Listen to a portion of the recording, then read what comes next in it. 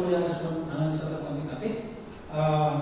Pada kesempatan ini saya akan menjelaskan mulai dari anatomi daripada statistik, kemudian saya akan menjelaskan dari mengenai statistik dan deskriptif. Mulai perkuliahan mengenai analisis data di kuliah pertama, dan mudah-mudahan kita bisa melanjutkan.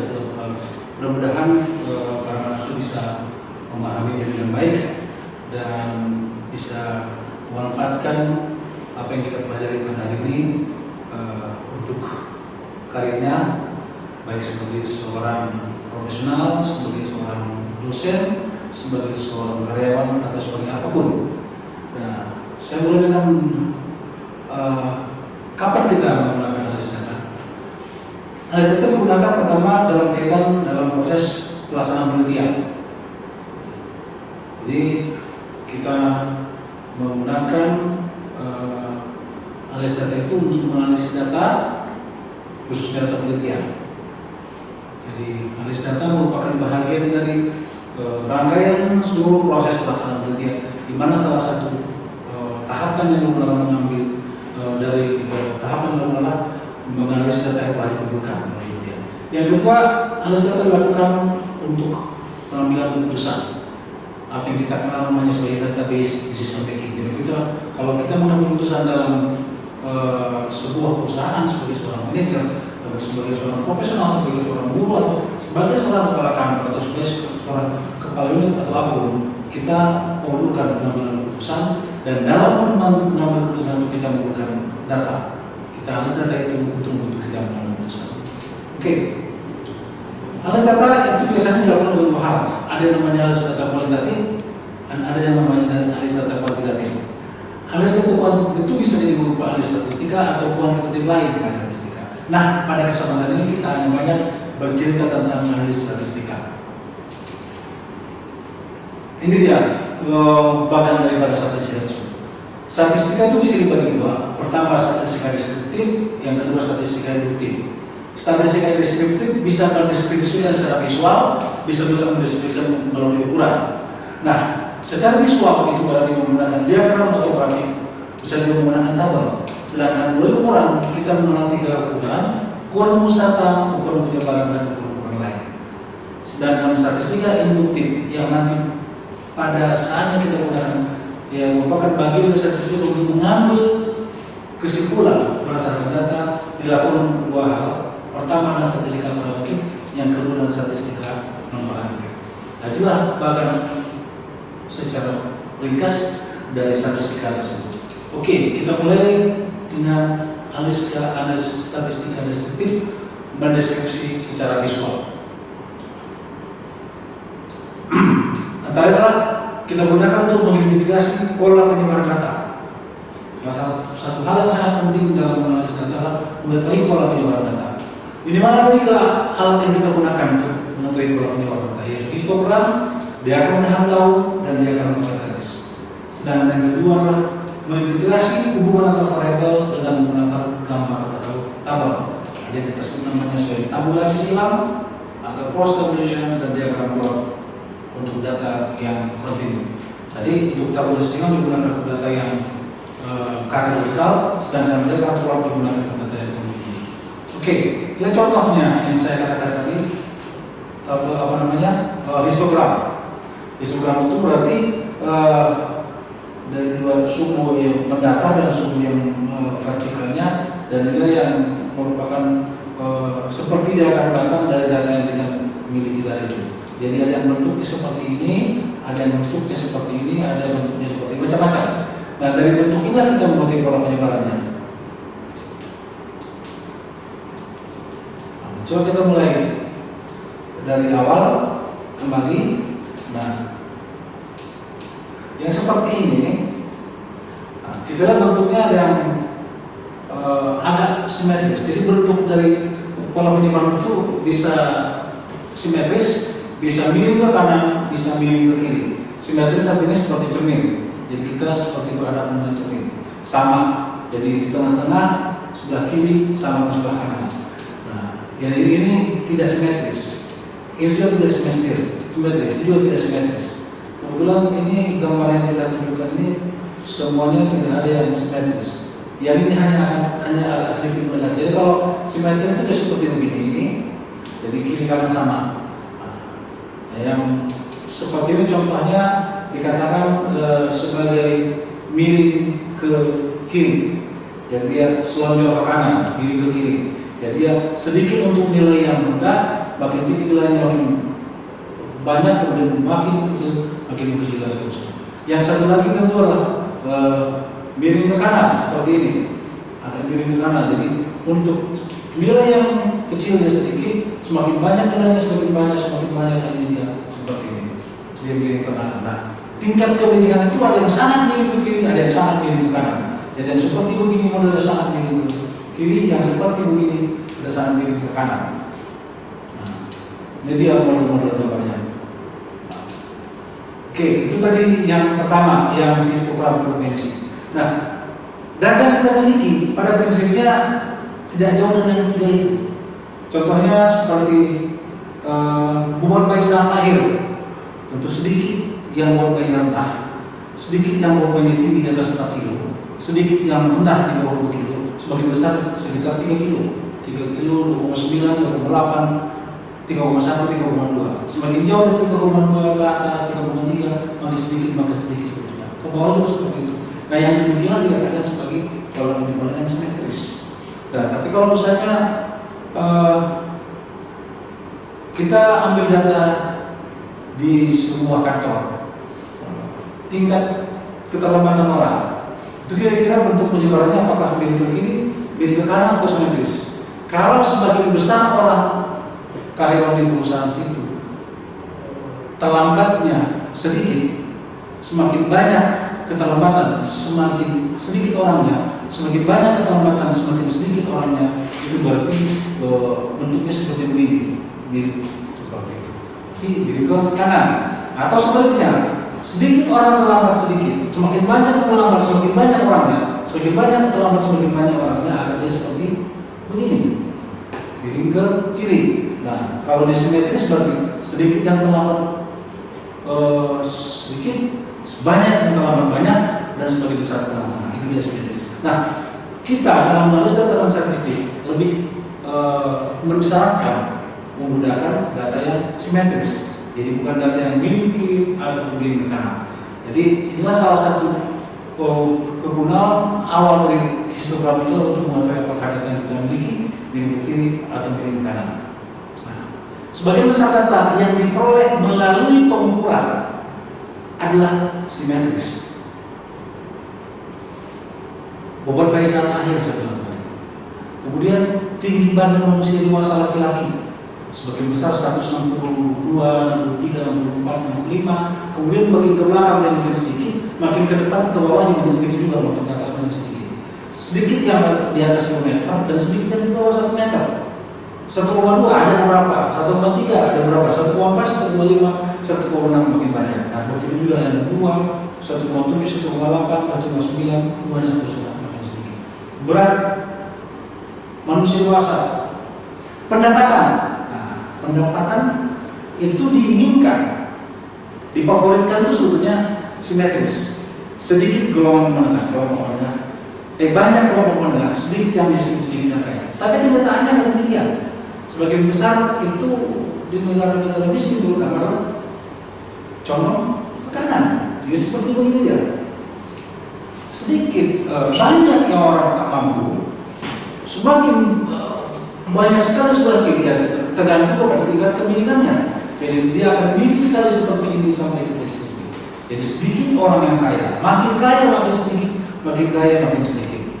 Nah, mungkin bagi orang yang lebih pernah mengenal Gini rasio ataupun kurva Lorenz yang menggambarkan tingkat distribusi. Ini di dalam perspektif lain dalam menilai tingkat penyebaran pendapatan. Nah, itu dia mengenai histogram frekuensi.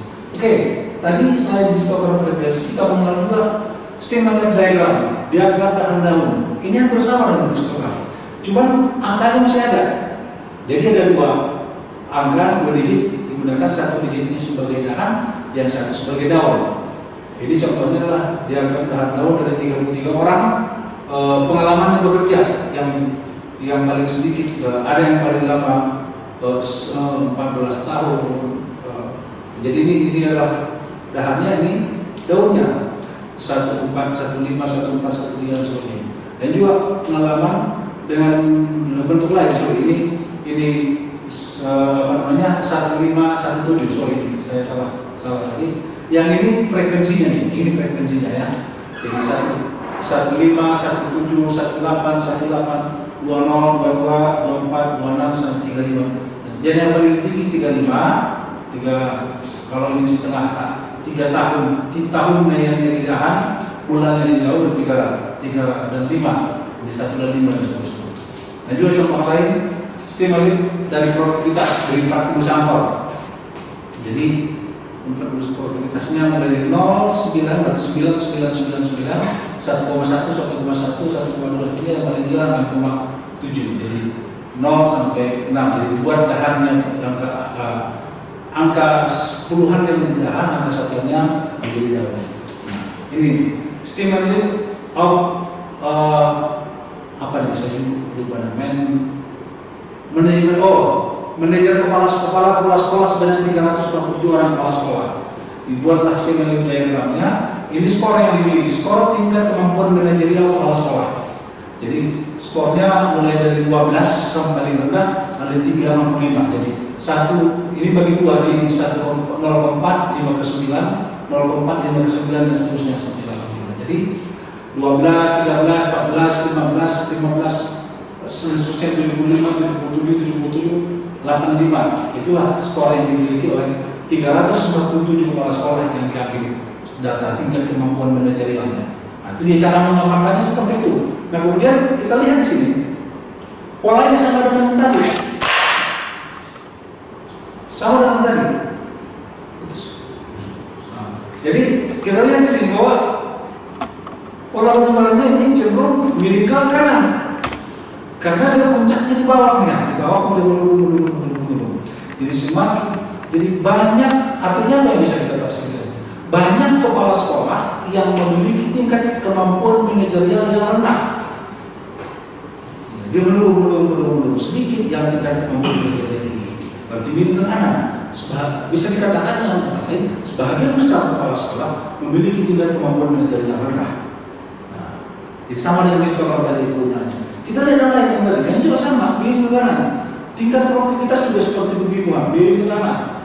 Jadi tidak seperti kita bayangkan tadi simetris. Ini juga miring ke kanan. Nah, yang ini agak cenderung mendekati simetris. Nah, itu dia yang kita bagaimana kita menggunakan stimulus diagram untuk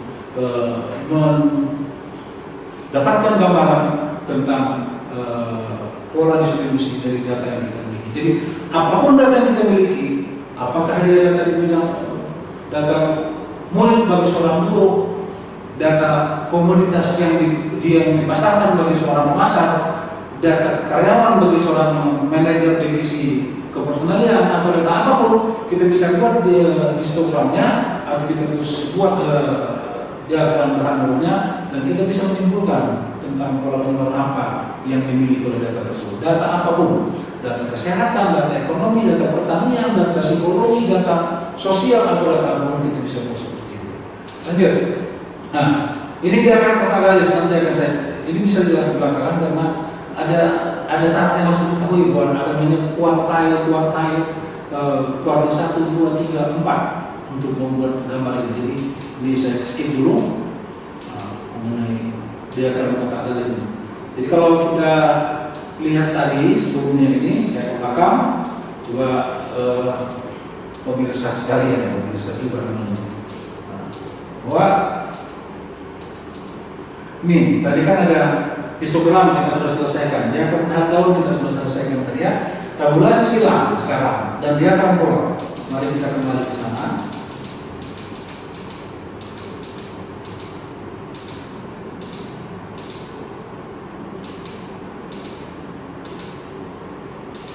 Nah, ini dia. Tabulasi silang tadi digunakan untuk data yang kategorikal. Katakan saya punya data sebanyak 90 orang. Data tentang tingkat pendidikan. Jadi saya mau mengetahui apakah ada hubungannya antara tingkat pendidikan dengan intensitas merokok. Nah, jadi kita ingin tahu apakah semakin tinggi tingkat pendidikannya, semakin tinggi intensitas merokoknya, atau sebaliknya, atau tidak ada hubungan. Nah, untuk mengidentifikasi itu, untuk menggambarkan, menyajikan data itu kita bisa gunakan cross tabulation untuk tabulasi silang. Jadi data yang ada itu kita klasifikasi tingkat pendidikannya 4, 1, 2, 3, 4. Katakanlah ini satu ini di bawah sarjana atau SMA ke bawah, ini sarjana, ini master, ini doktor, katakan seperti itu. Jadi ada 4 kategori tingkat pendidikan dan ini tingkat intensitas merokok. Perokoknya sedikit, 0 sampai sedikit, ini level 2, level 3, level 4. Jadi ada 13 orang dari 90 orang yang saya kumpulkan itu yang sekolah lanjutan SLA ke bawah. Ada 29 orang sarjana, ada 37 orang master, ada 11 orang doktor. Ada 19 orang yang tingkat merokoknya sangat rendah atau tidak ada, yang level kedua 24 orang, level ketiga 26 orang, dan perokok berat itu 21 orang. Jadi ada 3 orang yang merokok ringan dan tidak hampir tidak merokok, tingkat pendidikan SMA ke bawah. 7 orang yang sarjana yang merokok ringan dan seterusnya. Itu di atas secara saja. Nah, kalau seandainya ini di tengah-tengah ini penuh, berarti 1 dengan 1 yang banyak, 2 dengan 2 yang banyak, 3 dengan 3 yang banyak, 4 dengan 4 yang banyak, sementara di 2 regular atau hampir tidak ada, kita bisa mengatakan semakin tinggi tingkat pendidikannya, semakin kuat merokok. Atau sebaliknya di sini, yang tingkat merokoknya ringan, doktor, yang level 2 master dan seterusnya, berarti semakin tinggi tingkat pendidikannya, semakin rendah merokoknya. Nah, itu tergantung berdiagonal yang mana yang.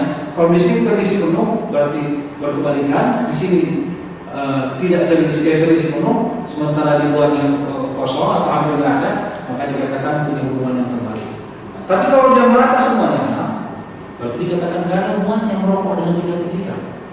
Itu cara tadi jadi ada 3 hal kalau kita menggunakan analisa statistika itu. Pertama, apa nama barangnya, apa gunanya, bagaimana cara menghasilkannya. Namanya tabulasi silang. Gunanya untuk melihat keterkaitan antara 2 data kategorikal. Yang ketiga, cara menafsirkannya tadi sudah saya bilang. Oke, sekarang kita lihat data yang saya miliki ini. Apa ya sebetulnya yang terjadi? Dari 13 itu merata, dari 9 merata, relatif merata, dari 37 relatif merata, dari 11 relatif merata, ini juga relatif merata. Jadi dapat dikatakan berdasarkan data ini, nggak ada kaitannya antara merokok dengan tingkat pendidikan. Mau dokter, mau master, mau sarjana, mau SMA, dia kalau mau merokok aja, kalau banyak aja. Itu yang bisa kita simpulkan dari sini. Ini statistika deskriptifnya. Statistika induktifnya dilihat dari C-score yang nanti akan kita belakangan dipelajari. C-score-nya adalah 4,602 itu dengan p-value 0,8. Nah, kita bisa tafsirkan nanti pada pelajaran berikutnya, pada pelajaran yang lain, bahwa dengan demikian tidak ada hubungan karena p-value yang terlalu besar, tidak ada hubungan antara tingkat merokok dengan tingkat pendidikan. Nah, itu dia tabulasi silang. Nah, oke, lanjut. Nah, ini yang lain, contoh lain. Intensitas lalu lintas dan klasifikasi jalan. Disalahin. Ini maksudnya intensitas kecelakaan lalu lintas dengan klasifikasi jalan. Apakah klasifikasi jalan kelas 1, kelas 2, kelas 3, kelas 4 itu sama aja intensitas kecelakaannya, atau semakin tinggi kelasnya, semakin tinggi kualitasnya semakin bagus, atau semakin jelek? Nah, kita lihat dari ini. Kelas 1 kan yang terbaik. Intensitas ini yang A rendah, B kurang, ini yang tertinggi misalnya. Atau kita balik terserah. Jadi untuk menafsirkannya supaya mudah, kita buat aja ini yang terbaik, ini bukan terbaik, biar satu arah. Jadi ini 89646. Ya, ini juga kelihatannya nggak terlalu banyak ini. Ini dari 10, betul ngumpul di sini ya. Dari 16 ngumpul di sini. Dari 10 ngumpul di sini. Dari 13 ngumpul di sini. Dari 6 juga ngumpul di sini. Ada hubungan. Jadi kita lihat di sini yang paling banyak diagonal ini. Makanya kita bilang ada hubungan yang positif antara intensitas kecelakaan lintas dengan klasifikasi jalan. Semakin bagus klasifikasinya, semakin banyak kecelakaan. Semakin tinggi tingkat klasifikasi jalan, semakin banyak kecelakaan. Semakin rendah tingkat klasifikasi jalan, semakin sedikit kecelakaan. Nah, tapi kalau seandainya di sini yang penuh, semakin tinggi tingkat klasifikasinya, semakin sedikit kecelakaan. Itu dia katakan bagaimana cara kita mengaitkan antara klasifikasi lainnya dengan menggunakan cross tabulation atau tabulasi silang. Jadi kalau ini kita bisa pastikan dari data yang ada ini ada hubungan antara klasifikasi jalan dengan intensitas kecelakaan lintas. Pertanyaan berikut itu bukan lagi statistik yang menjawab, bukan lagi statistik, bukan lagi analisis data, si pengguna. Bisa jadi kenapa ada hubungan? Bisa jadi semakin cantik jalannya semakin banyak orang ngebut, sehingga semakin banyak kecelakaan. Bisa jadi jalan-jalan yang cantik ini intensitas lalu lintasnya tinggi sehingga kecelakaannya makin tinggi dan segala macam.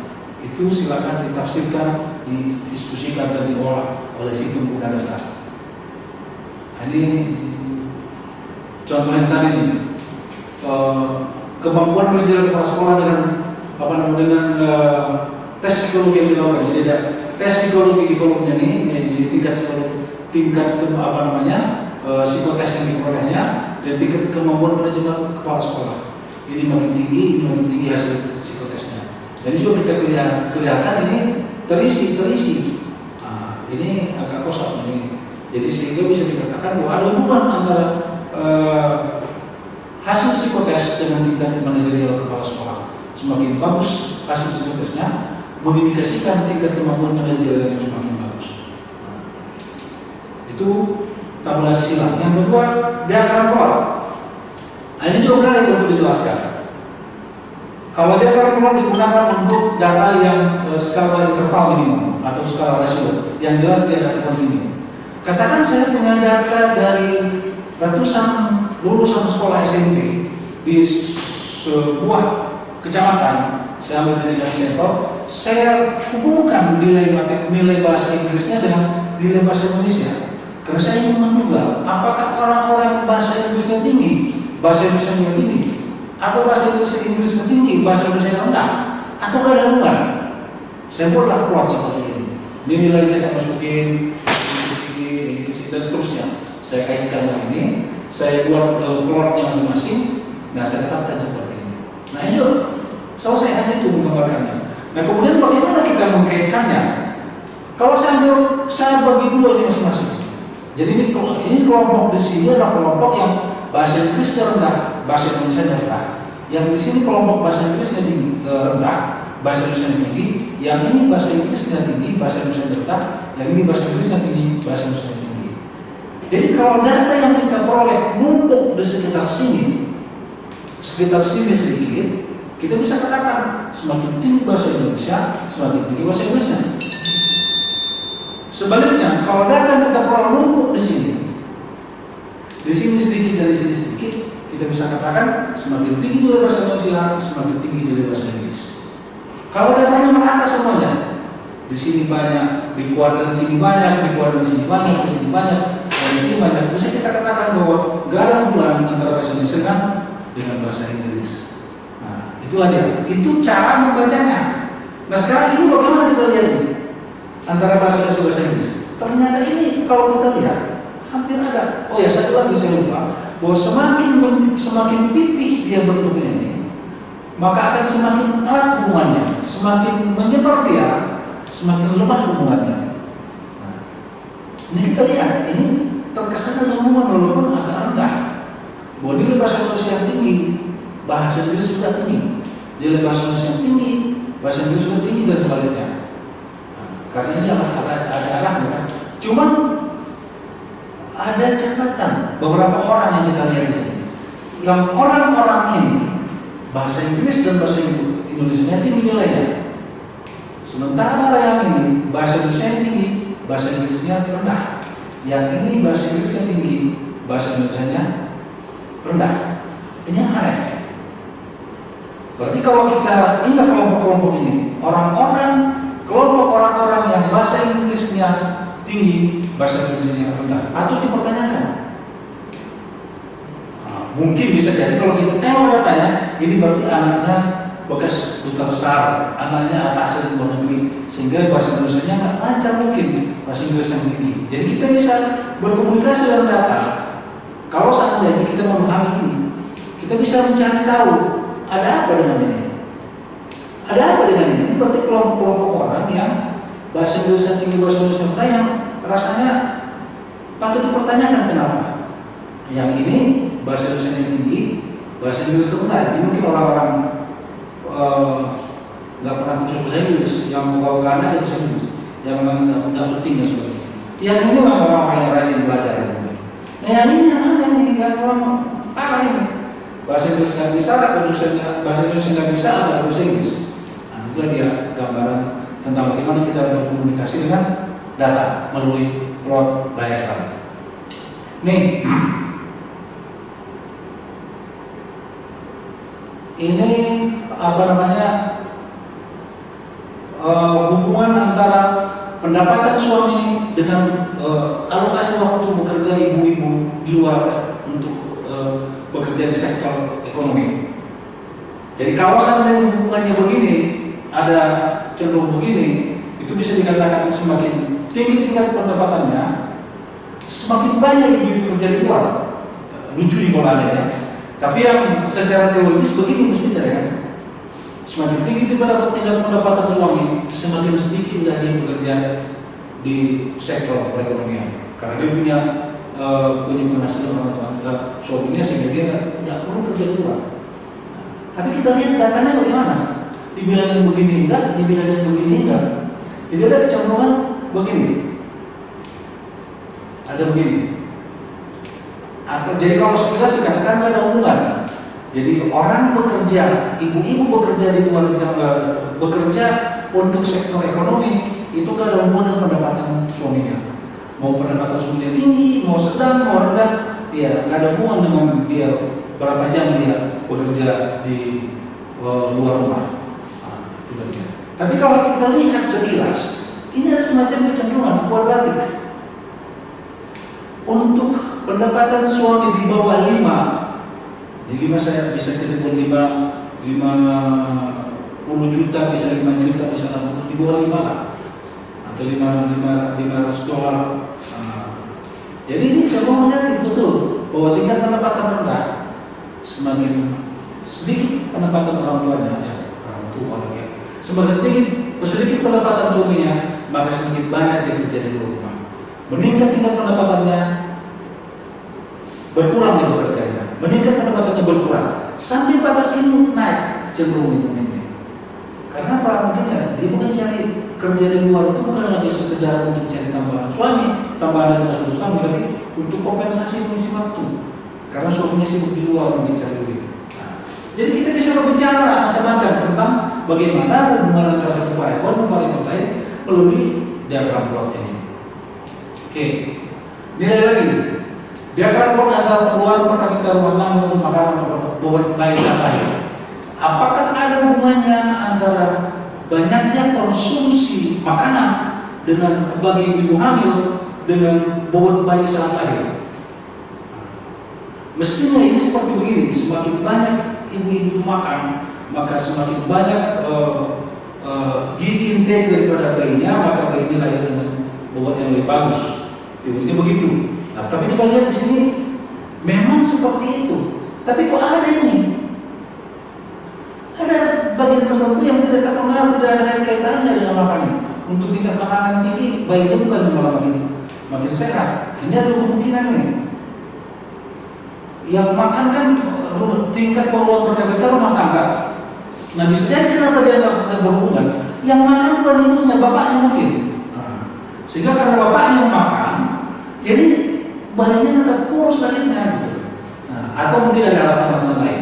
Nah, jadi bisa jadi ini sudah obesitas ibunya. Nah, bisa lah teori gizi lah yang menjelaskan itu, bukan orang statistik lagi yang menjelaskan itu.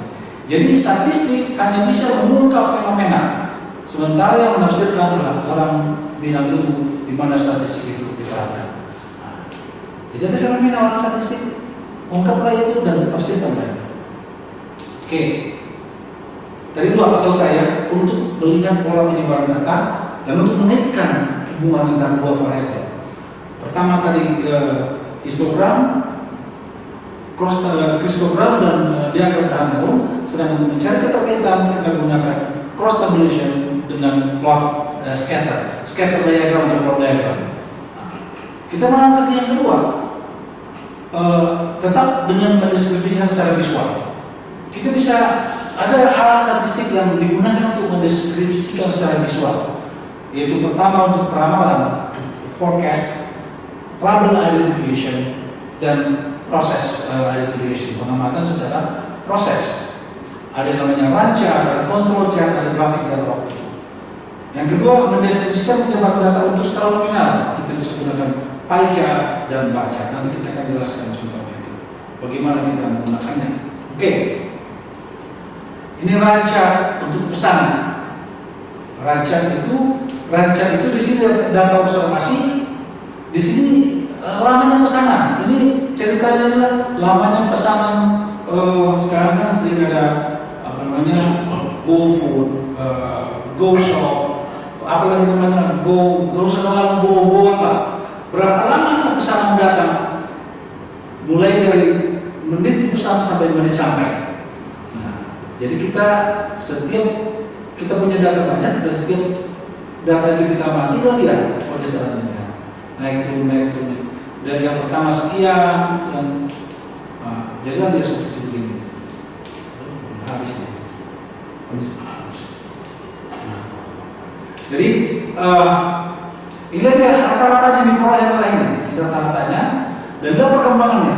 Sebaiknya yang sebenarnya yang ada quality control dari perusahaan itu mestinya itu di sekitar garis merah itu. Semakin banyak dia di garis merah, semakin dekat di garis merah, berarti semakin bagus kontrolnya. Semakin jauh dari garis merah, semakin buruk dia kontrolnya. Nah, jadi semakin besar data itu mestinya sekitar sini. Semakin banyak yang jauh dari situ, berarti semakin tidak bagus quality controlnya. Nah, ini jadi misalnya yang ini nggak sampai 1 menit, ini 1,2 menit misalnya rata-ratanya. Yang dipatok oleh si perusahaan pemesanan itu misalnya rata-ratanya harus 1,2 menit. Ini nggak sampai, ini sampai 3, ini nggak sampai, ini jadi begini ya, ini yang lebih 3, ini di bawahnya, ini jadi ini menggambarkan semakin jauh penyimpangan dari garis rata-rata, berarti semakin jelek quality controlnya. Nah, katakanlah susu bubuk yang beratnya 450 miligram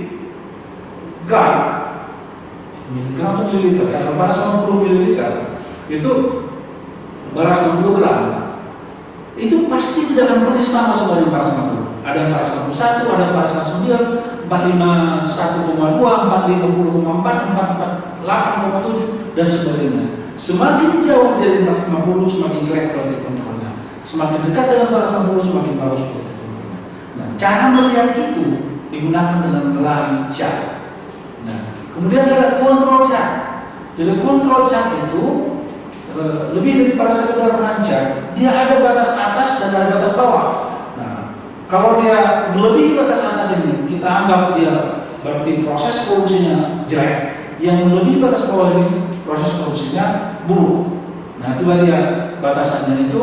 Sebetulnya kita kembalikan ke pelajaran statistik induksi. 2 sigma ke atas dan 2 sigma ke bawah itu berarti 95%. 3 sigma ke atas dan 3 sigma ke bawah itu adalah 99%. Itulah dia totalnya 6 sigma. Makanya sekarang ada manajemen 6 sigma, 6 sigma itu 3 sigma di bawah rata-rata dan 3 sigma di atas rata-rata. Sepanjang dia berada di dalam 3 sigma itu, berarti masih diterima sebagai sebuah kewajaran. Tapi keluar dari situ, dianggap lagi sesuatu yang tidak wajar. Jadi kita tinggal melihat ada di atas rata-rata, di atas 3 sigma ke atas, atau di bawah 3 sigma ke bawah. Itu disebut namanya sebagai control chart. Jadi yang dua ini tadi, ada 2 hal yang diperhatikan sih. Pertama, jarak dari masing-masing nilai dengan rata-rata. Yang kedua, pola. Jika ada pola, itu berarti tidak benar. Ada something happen to your process, something happen to your industry, something happen to your system. Jadi kalau ada pola, itu berarti tidak benar. Nah, seperti itu ada pola di sana, terus begini. Apalagi polanya begini, ada begini, makin lama makin besar, ada dia seperti begini, ada pola. Nah semua random, semua hasil itu jika dia kecil jaraknya dari rata-rata dan random, itu yang ada quality controlnya. Tapi kalau jaraknya jauh, apalagi ada pola, itu berarti nggak benar. Jadi sama dengan mobil yang punya ban gundul benjol, jadi setiap sekian langkah digelendung ada pola, berarti nggak benar. Sebuah pabrik setiap hari kesekian penggunaan bahan baku meningkat, hari kesekian penggunaan bahan baku meningkat, tapi di lainnya normal, berarti sesuatu nggak beres, berarti ada kehilangan. Nah begitulah statistik mengontrol kualitas dengan menggunakan perancangan dan satu lagi tadi kontrol jam. Nah terakhir time series. Time series kita tinggal memberikan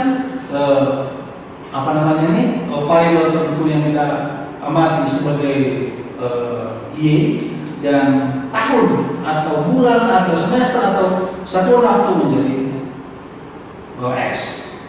Kita tinggal plotkan tahun ke tahun. Jadi sebetulnya time series ini ada lagi lebih kuantitatif namanya analisis time series, tapi untuk gambar namanya grafik time series, grafis time series graph ataupun time series analisis. Nah kita coba dengan grafik, kita tinggal melihat bagaimana pertumbuhannya. Katakanlah sebuah perguruan tinggi ingin melihat bagaimana pertumbuhan jumlah mahasiswa baru dari tahun ke tahun. Ini tahun ke-10 dia mencapai titik nadir dia mulai berdiri hampir 1.200, naik tahun kedua, tahun ketiga, naik, macam bagus dia. Nah tiba-tiba ada masalah, terjun bebas, tahun ke-10 dia sekian. Kemudian dia recovery. Nah di sini naik turun. Nah, kita bisa melihat ada dua episode dari kampus perguruan tinggi ini. Episode awal berdiri, episode munculnya masalah, dan episode yang harapkan tend to be stable. Tapi kita nggak tahu di habis ini begini atau begini. Nah, ada cara mengubah itu namanya dengan permukaan yang menggunakan analisis time series. Karena sebetulnya kalau kita mengamati time series ada 4 komponen yang kita harus pelajari, yang kita harus bahas. Namanya komponen trend. Trend itu artinya apakah dia meningkat, menurun atau datar. Yang kedua ada namanya cyclical, siklus dia apakah dia dalam jangka panjang bagaimana dia. Kalau dia meningkat jangka panjang ada siklusnya, dia akan begini terus. Kalau jangka panjang dia datar, dia akan begini terus. Kalau jangka panjang dia menurun, dia begini. Nah itu namanya siklus. Pengaruh siklus. Perekonomian itu ada siklusnya. Cuaca ada siklusnya. Hampir semua variabel yang kita amati dan belajar memiliki siklus. Itu yang kedua. Yang ketiga seasonal, pengaruh musiman. Nah ini juga. Jadi itu banyak ada musiman. Pengaruh musiman itu misalnya menjelang bulan 12, itu menjelang bulan 1, itu biasanya jumlah permintaan terhadap bahan-bahan kue itu meningkat. Permintaan terhadap trompet meningkat. Menjelang bulan-bulan hari raya, bulan puasa itu permintaan terhadap segala macam kurma segala macam meningkat. Itu sih musiman. Menjelang bulan-bulan 7, bulan 6 itu permintaan terhadap bahan-bahan pelajaran buku sekolah atau itu meningkat. Dan itu setiap tahun akan seperti itu. Itu yang kita katakan sebagai pengaruh musiman. Yang terakhir pengaruh irregular, pengaruh faktor yang di luar perkiraan. Nah seperti ini irregular nih, juga menjatuh. Kasus apa yang terjadi dengan COVID-19 itu irregular yang tidak bisa juga. Anjlok semua produksi, anjlok semua anjlok konsumsi untuk barang-barang tertentu, meningkat untuk barang-barang tertentu, meningkat untuk masker, meningkat untuk sanitizer, meningkat untuk hal lain. Tapi itu di luar perkiraan. Jadi bencana alam segala macam itulah yang disebut sebagai irregular. Ada 4 komponen dalam analisis time series itu: trend, cyclical, seasonal, dan irregular. Oke, yang sampai di situ aja untuk dasar pada itu. Oke, ini tadi berikutnya bagaimana kita menyajikan distribusi data skala nominal. Skala nominal itu akan bisa membedakan. Katakan ini pie chart, ini pia. Kalau di luar negeri namanya pie chart, kalau di Indonesia mungkin namanya martabak chart, karena dia seperti martabak ini. Atau mungkin selain martabat beli, cepati kalau di Malaysia. Jadi ada 100 orang mahasiswa, kita klasifikasi akhirnya, dapatnya seperti ini, ada Aceh sekian persen, Minang sekian persen, Toba sekian persen, Mandailing sekian persen, dan seterusnya. Nah itulah dia pie chart. Nah, ini juga bisa pie chart dari pie chart of response mengenai kebijakan pemerintah. Setuju 62%, tidak 35%, tidak tahu 30%. Nah dengan melihat ini, dengan langsung tanpa melihat angka, kita sudah bisa lihat sebagian besar setuju. Semakin besar porsi kuenya, semakin besar persentasenya. Langsung ditoleransi banyak. Nah itu dikatakan pie chart. Nah yang terakhir adalah bar chart, mirip dengan histogram tadi. Nah inilah dia. Persentase jurusan lulusan perguruan tinggi dari anggota DPR yang ada di sebuah negara atau sebuah kabupaten. Nah, jadi dia jurusan administrasi, agama, akuntansi, biologi, dokter, ekonomi dan seterusnya. Jadi kita bisa melihat ini ya, misalnya secara sekilas, yang paling banyak misalkan ekonomi, nomor 2 hukum, baru pemerintahan, baru teknik. Hanya juga teknik banyak diambil. Jadi sekali lagi statistik hanya bisa menunjukkan gejala, menunjukkan fenomena. Yang menganalisisnya, yang menafsirkannya, yang menyimpulkannya, pengguna dari statistik itu. Jadi seperti dikatakan, sebetulnya di awal kuliah statistik selalu dikatakan bahwa statistik is just a tool. Statistik hanya alat, a tool to help somebody to make a conclusion, to make a decision. Oke, itu dia. Oke. Tadi di awal saya katakan bahwa statistik deskriptif itu ada 2. Secara visual dan ukuran. Secara visual tadi dengan tabel, grafik, gambar, diagram. Dan secara visual dan secara deskriptif dengan ukuran itu ada 3 tadi. Ukuran pemusatan, ukuran penyebaran, dan ukuran lain. Oke? Apa ukuran pemusatan itu? Ini yang sudah pernah dipelajari oleh setiap mahasiswa mulai dari SMP sampai SMA. Ukuran pemusatan atau ukuran kecenderungan pemusat yang disebut namanya sebagai visual of central tendency atau sering juga dikatakan sebagai ukuran lokasi, visual of location. Hanya udah hafal kali kita nih rata-rata media, modus, midway, median. Ukuran penyebaran, ini juga yang biasa. Ragam atau variance, standar deviasi atau simpangan baku, dikatakan sebagai simpangan baku, standard deviation, jangkauan atau kisaran range, jarak antar kuartal atau interquartile distance. Ini ukuran penyebaran. Ukuran lain, proportion atau proporsi, nisbah atau ratio, percentage, dan satu lagi yang penting juga untuk kita bahas berikutnya adalah covariance atau Indonesianya ragam. Oke. Nah ini contohnya. Ini contohnya covariance tadi yang saya katakan. Oke. Saya akan jelaskan dulu satu persatu itu.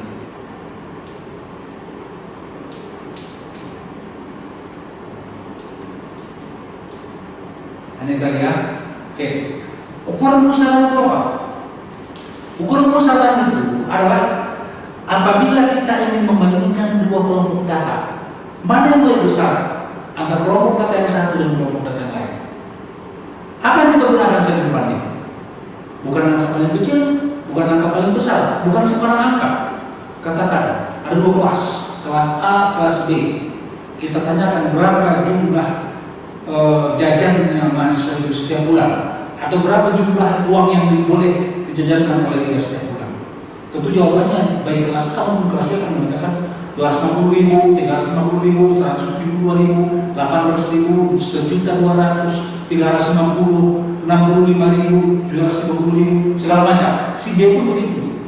Nah, dengan data yang diberikan kepada kita, bagaimana kita mengatakan kelas A lebih tinggi uang yang bisa dibelanjakan setiap bulan daripada kelas B? Kelas A lebih rendah daripada kelas B, atau kelas A dengan kelas B sama? Apa angka yang digunakan untuk menjadi wakil dari masing-masing kelompok data? Angka itulah yang dikatakan sebagai ukuran pemusatan. Apa itu angkanya? Rata-rata. Jadi kelompok A dihitung rata-ratanya, kelompok B dihitung rata-ratanya. Dapat yang satu 750.000, yang satu 620.000. Langsung kita katakan A lebih tinggi daripada B. Yang satu 250.000, yang satunya lagi 400.000, yang A lebih rendah daripada B.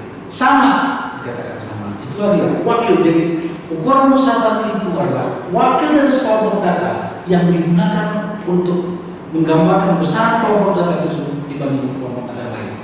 Kenapa dikatakan location? Itu lokasi. Jadi kalau sekelompok data A, sekelompok data B, sekelompok data C yang nilainya paling kecil rata-rata di sebelah kiri, baru yang nomor 2, baru yang nomor 3. Jadi dalam garis bilangan rata-rata itu berada sebelah paling kiri yang paling kecil, yang paling kanan paling besar. Makanya dikatakan namanya measure of location. Kenapa rata-rata? Rata-rata kan berarti kan yang besar dikurangi, yang kecil ditambahin sampai ada nilai yang sama sebenarnya. Median, angka pertengahan, bukan tadi yang paling besar, bukan yang paling kecil, tapi yang tengah-tengah. Modus yang paling banyak muncul. Biasalah seperti demokrasi kan suara terbanyak, itu modus. Which ways? Selisih rata-rata antara nilai paling besar dan nilai paling kecil. Mid-range, nanti dijawab sesudah ini. Sesudah ini kuartil yang ada di sini. Mid-range itu rata-rata antara kuartil 1 dan kuartil 3. Nah, itu tadi besaran. Nah, selain besaran, data kita juga punya nilai keragaman. Ada data yang sangat beragam, ada yang data yang sangat seragam, ada yang data yang agak beragam, ada yang data yang kurang beragam, ada yang data yang beragam-ragam. Kayak nama lagu itu, beragam-ragam. Jadi, bagaimana kita menyatakan menunjukkan yang satu lebih beragam daripada yang lain?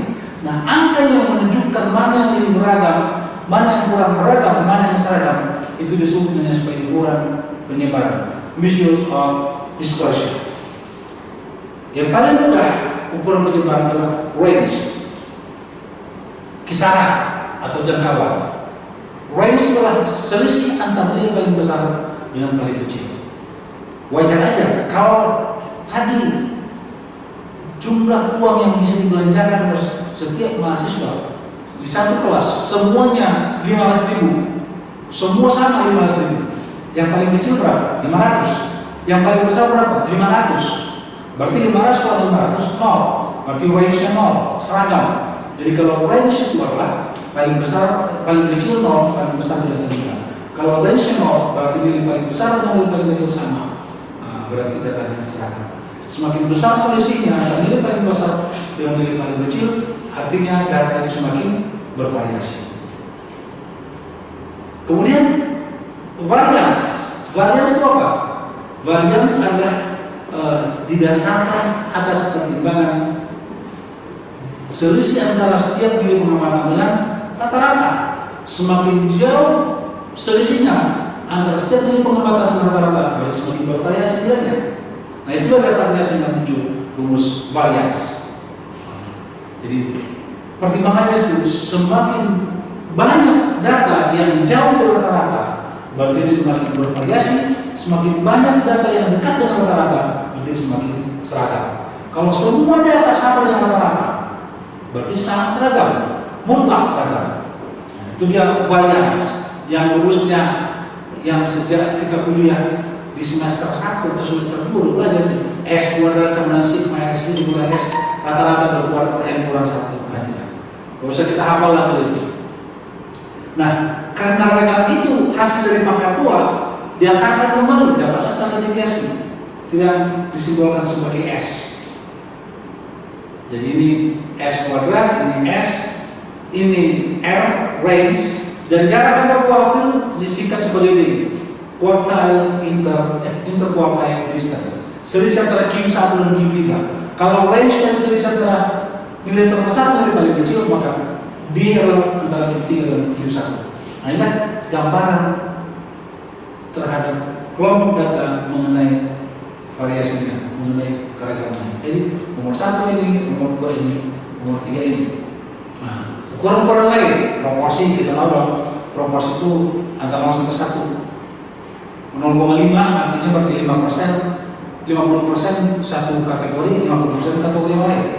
0,7 berarti sama dengan 70% yang persentase. Jadi proporsi dan persentase bedanya hanya 0,1 ini 0 ke 100. Nisbah Itu perbandingan dari satu kategori terhadap kategori lain.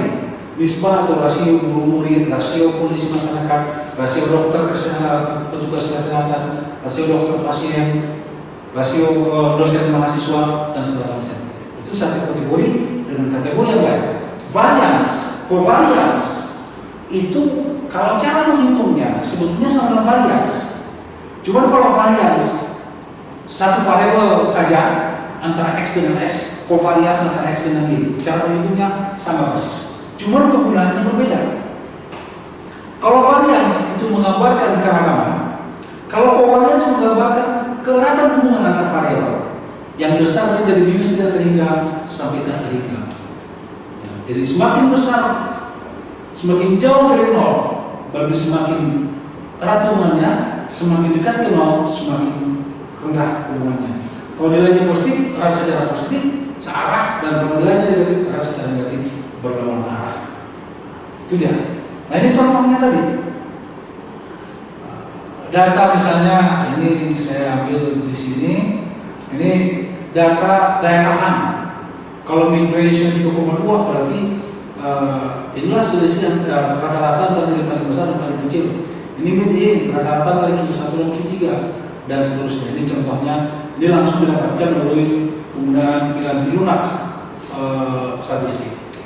Ini covariance yang saya katakan tadi. Semakin besar nilainya, semakin bervariasi. Semakin besar nilainya, semakin erat hubungannya antara variabel. Semakin kecil nilainya, semakin rendah hubungannya. Kalau dia negatif, besarnya erat hubungannya secara negatif. Ini semuanya positif sehingga nilai matematik dan matematik ya pastilah arah ini ya. Berarti ini sama nilai variasinya. Karena x dan x. Bahasa Inggris dan matematik ini 111. Bahasa Inggris dan bahasa Inggris tidak ada variasinya. Jadi yang menjadi diagonal itu adalah variance, yang adalah covariance. Ini ragam, ini peragam. 54 itu paling kecil. 66, 62, ini 48 itu ada paling kecil. Nanti dia covariance. Nanti akan kita ini sebagai kelanjutan dari covariance atau korelasi, koefisien korelasi yang menjelaskan tentang hubungan variabel yang selama ini kita kenalnya sebagai kalau untuk yang parameter namanya koefisien korelasi Pearson correlation coefficient yang besarnya antara negatif 1 sampai 1. Oke. Nah, itu dia mengenai statistika deskriptif. Saya pikir untuk yang pertama sudah cukup. Sampai di sini untuk pertemuan kita pada hari ini. Mungkin kita akan lanjutkan dengan materi-materi berikutnya yang merupakan dari apa yang kita bahas pada hari ini.